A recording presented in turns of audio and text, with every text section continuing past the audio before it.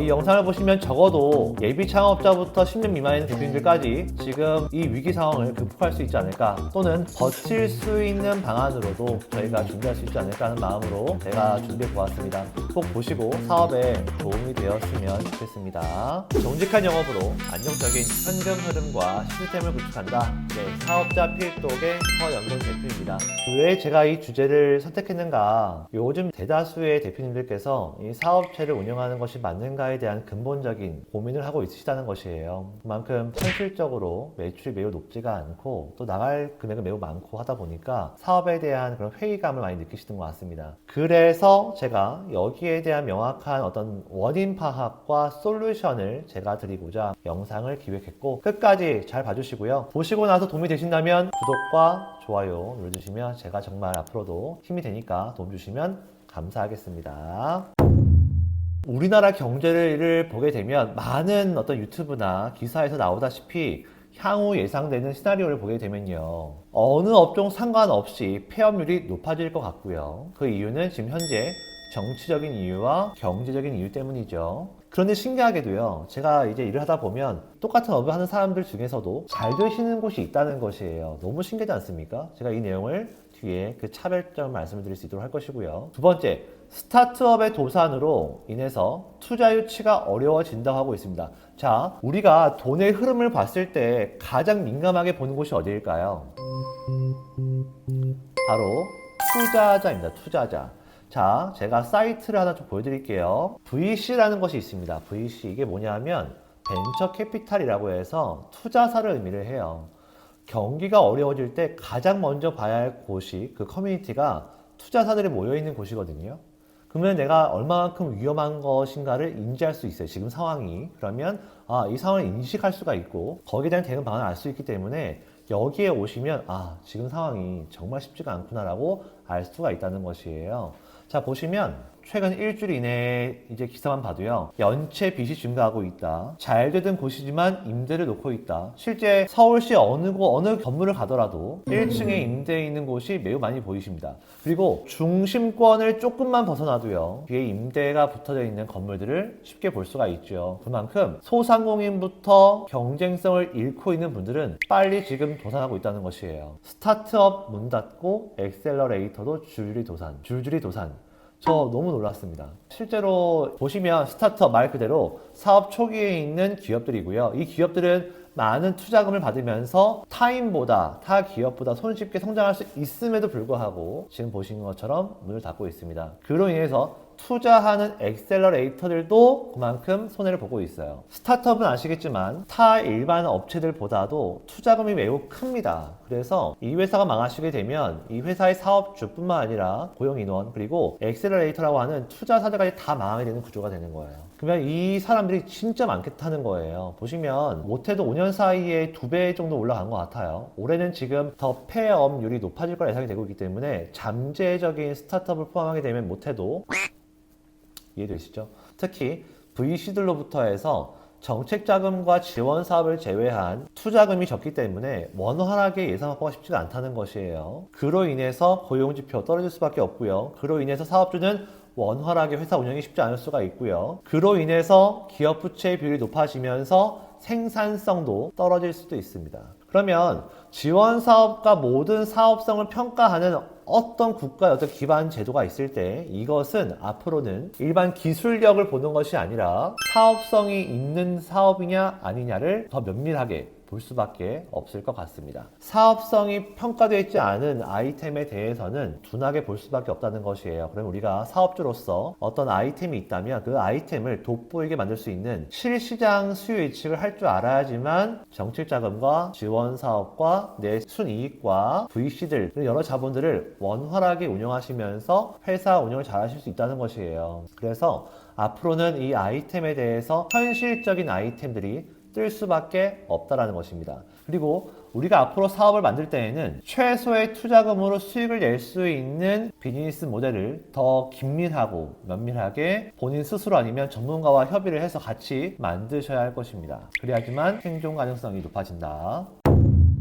자, 오늘은 제가 그래서 원인이 무엇인가, 왜 이렇게 힘들 수밖에 없는 것인가에 대한 내용과 두 번째는 대응 방안이 무엇인가에 대해서 제가 짧고 굵게 키포인트만 잡아드리겠습니다. 원인 세 가지가 있습니다. 첫 번째는 마케팅이에요. 자, 보시게 되면 마케팅을 하고 있는데 왜 효과가 없을까? 여기서 키포인트는 대표자 스스로 기획의 참여율이 매우 높지가 않다는 것이에요. 마케팅의 주요 원천은 대표자의 기획이 있어야 하고요. 실제 대표자의 눈이 정말 중요하기 때문에 의견이 지속적으로 들어가지 않으신다면 이 마케팅을 아무리 우리가 돈을 쓴다고 한들 결과는 목표치 대비 매우 하향적으로 나올 수밖에 없다는 것입니다. 내 제품과 나를 판매를 할 때 퍼스널 브랜딩이 잘 되어야 하지만 타인이 봤을 때 그만큼 믿음이 가고 살 수가 있을 텐데 이 부분을 쏙 빼놓고 제품만 올리는 거죠. 그러니까 제품이 바뀌었을 때에는 또다시 우리가 큰 금액을 줄 수밖에 없다는 것이에요. 우리 회사와 우리 스스로가 브랜딩이 되어야지만 우리 회사에서 나오는 모든 제품에 대해서 소비자가 보고 평가할 수 있지 않겠습니까? 그래서 우리는 마케팅을 효율적으로 쓰는 방법들을 빨리 고안하셔야 합니다. 물론 블로그, 인스타, 페이스북, 그리고 유튜브 많이 있겠지만 오프라인도 너무나 중요합니다. 요즘 분들은 온라인만 보고 있지만 온라인과 오프라인은 둘 다 잡으셔야지만 문제가 없다는 것이에요. 그래서 보시면 대표자의 영업력, 대표님들이 영업을 하지 않습니다. 근데 오길 바래요. 저 이거 보고 너무 놀랐습니다. 실제 소점포부터 해서 큰 회사까지 영업을 하라고 하면 영업을 못 하십니다. 어떻게 말을 해야 할지, 타인에게 어떠한 어필을 하실 건지, 마케팅 하시는 그런 SNS만 많이 하시고요. 실제 오프 더 레코드로 해서 1대1로 영업을 안 하신다는 거예요. 요즘 물론 SNS와 온라인 시대지만 그럼에도 불구하고 오프라인으로 대표자 스스로 할 수 있는 마케팅이 없는가에 대한 부분도 같이 고려해 주셔야 될 것 같습니다. 대표자의 영업력이 높을수록 예산 확보와 큰 거래 계약이 가능할 수 있기 때문에 이 부분 놓치시면 절대 안 되시고요. 그리고 두 번째, 예산 기획도 잘 안 하시더라고요. 보니까 정부에서 주는 정책자금과 지원금에 대해서 필요한 시기가 1, 4분기와 3, 4분기인데 이때 이 두 시기를 스위칭할 수 있는 2, 4분기와 4, 4분기 사이 준비를 많이 안 하신다는 거예요. 부랴부랴 1, 3분기가 됐을 때 그때 준비하시는 거예요. 그러면 타 기업보다 그만큼 준비가 안 돼 있을 거니까 우리가 필요한 금액이 많이 나오지 않으시겠죠. 그래서 이 예산 기획은 항상 제가 말씀드리지만 최소한 3개월 전부터는 준비하시기를 꼭 바라겠습니다. 지금 준비하신다면 지금은 하반기를 준비하시는 거겠죠? 그죠? 하반기 예산 계획을 준비하기 위해서 우리가 어떻게 사업을 더 잘할 수 있도록 무엇을 준비할 것인가에 대한 부분을 고민하셔야겠죠. 그죠? 물론 대표님들께서 실무적으로 업무를 많이 하시기 때문에 힘들 건 잘 알고 있습니다. 그럼에도 불구하고 우리는 꼭 준비해야 해요. 우리 사업이잖아요. 그죠? 자, 세 번째, 정말 실수하시는 것이 마케팅보다도 제품과 시스템, 인력 이런 것들 고민을 되게 많이 하세요. 물론 좋은 게 나와야 하죠. 당연하죠. 그런데 살 사람이 있어야지 만들 거 아닙니까? 우리는 살 사람의 수요 예측을 통해서 제품을 만들어야 되는데요. 대부분 이 수요 예측이 빗나가는 상황에서 제품만 열심히 만드시고 런칭하십니다. 그리고 나서 왜 안 팔리지? 이렇게 말씀하시는 분 되게 많으세요. 사업은 사는 사람이 많아야, 그리고 사는 사람이 끊기지 않아야 문제가 없겠죠. 물론 이것을 유지할 수 있는 틀 중요하겠지만 선행으로 되어야 할 것을 더 긴밀하게 준비를 하시고 나서 최소한의 시스템을 준비하시는 것이 훨씬 더 영업이익을 높일 수 있기 때문에 여기에 대해서 고민을 꼭 하십시오. 망하시는 회사들은 대체로 이런 직간접비가 매우 높다는 것이 매우 큰 단점입니다. 제조업에 계신다면 특히나 더 현장의 목소리에 소통하실 줄 아셔야 되고요. 데스크 안에서 있는 것이 아니라 실질적으로 밖에서 무수히 많은 대화들을 들으시면서 수요 예측을 해 주셔야 합니다. 이것이 절대 망하지 않는 비법 중에 하나예요. 자, 그러면 대응 방안은 무엇인가? 제가 총 4가지를 적었는데요. 첫 번째는 사업 전에 우리가 어떻게 마케팅을 할지, 오프라인 마케팅을 할 건지, 아니면 온라인 마케팅 중에서도 블로그, 인스타, 유튜브 광고, 많은 매체에서 어떠한 광고를 어떻게 할 것인지, 그리고 어떠한 내용을 어떠한 주기로 올릴 것인지를 정의하셔야 하고요. 최소한 마케팅은 3개월, 6개월 뒤에 이제 저희가 실질적인 데이터를 볼 수 있기 때문에 이 긴 기간 동안 투자할 수 있는 자기 자본이 있는지 없는지도 꼭 준비하셔야 합니다. 대다수 많은 대표님들이 사업을 시작하는 초기에 자금을 받으시면서 진행하시는데요. 이 금액이 크지 않음으로 인해서 제품만 만드시는데 돈을 다 써버리시기 때문에 마케팅을 못 하셔서 오히려 망하시는 경우도 다 할 수 있습니다. 그래서 충분히 내 자기 자본과 외부 자본을 잘 준비하셔가지고 6개월 동안 영업력을 어떻게 증진시킬지를 고민하신 이후에 준비하셔야 하는 게 제일 좋아요. 자, 두 번째, 사업 실행 전에 대표님 스스로 하여금 예산, 마케팅, 시스템 관점으로 명확한 기획이 있으셔야 하고요. 여기에 덧붙여서 대표님 스스로의 영업력을 키울 수 있게끔 뭔가 좀 교육을 받으시거나 연습을 하시거나 실질적으로 판매하는 어떤 습관을 기르시거나 하는 그런 경험을 꼭 하시길 바랄게요. 이런 가판대를 놓으시고 이 사업이 있다면 좋을 것인지 안 좋을 것인지를 실제 예측을 하신 다음에 진행하셔도 너무 큰 도움이 되시겠죠. 제가 이런 대표님들도 본 적이 거의 없는 것 같습니다. 그만큼 챗 GPT라든지 외부에서 얘기하는 그런 좋은 내용들만 가지고 사업을 하시는 것 같아요. 업체에 맡기면 물론 잘할 수 있겠죠. 그럼에도 불구하고 여기에 전문가는 대표자 본인이지 않습니까? 그래서 이 부분을 꼭 간과하지 마시고 진행하시길 바라겠고요. 자, 세 번째는 지원 사업을 명확하게 활용하시는데요.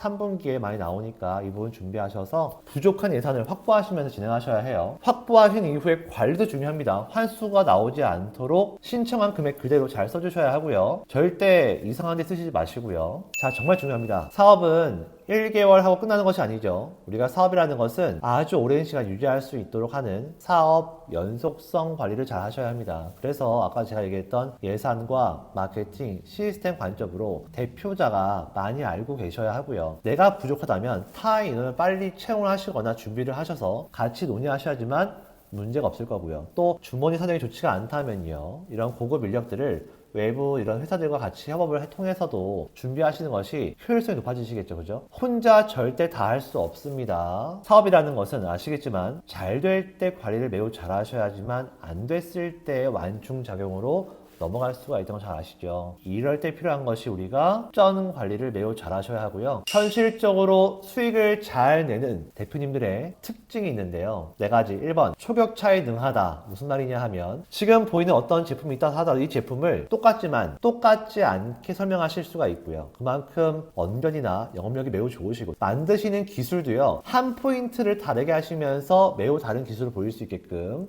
그런 기획이 매우 좋으십니다. 두 번째는 주위에 도와준 사람이 있는데 특히 전문가라고 해서 돈 관리해준 사람이 주위에 많이 있습니다. 그 중에서 시기적절하게 이런 사람들과 대화를 하시면서 선택을 잘 하시죠. 그래서 사업이 잘 될수록 혹시 안 됐을 때를 대비하기 위한 자산을 외부로 많이 이전시키시면서 관리하시는 게 매우 중요하고요. 신기하게도 이런 대표님들은 주위에 사람이 알아서 와요. 그래서 말씀하실 때 보게 되면 상당히 매력이 있고 어필을 잘 하시는 것이 자체가 영업력이 매우 좋으시고요. 그만큼 이 대표님이 가지고 있는 잠재력과 사업성이 매우 좋다는 것이겠죠. 마지막으로 사업 아이템 하실 때 순마진이 매우 높아요. 국내에 없는 사업을 하시거나 해외에 있는 장비를 가지고 와서 판매하시거나 이런 남들이 하지 않는 매우 좋은 아이템을 가지고 사업하시는 분들이 꽤 계십니다. 그리고 매일매일 이런 사업에 대해서 아이템에 대해서 고민이 매우 많습니다. 사업을 잘 하려면 복잡한 구조를 만드시는 것이 아니라 획기적인 방법을 진행하시거나 남들이 하고 있는 것들을 진행할 때 그만큼 우리가 더 디테일한 사업 관리를 통해서 잘 하시거나 둘 중 하나의 방법을 사용하셔야지만 폐업하지 않고 잘 영위할 수가 있습니다. 어려울수록 기회가 되고 있습니다. 그래서 이럴수록 우리는 머리를 잘 쓰셔야 하고요. 실질적인 시장의 목소리를 잘 들으셔야 합니다.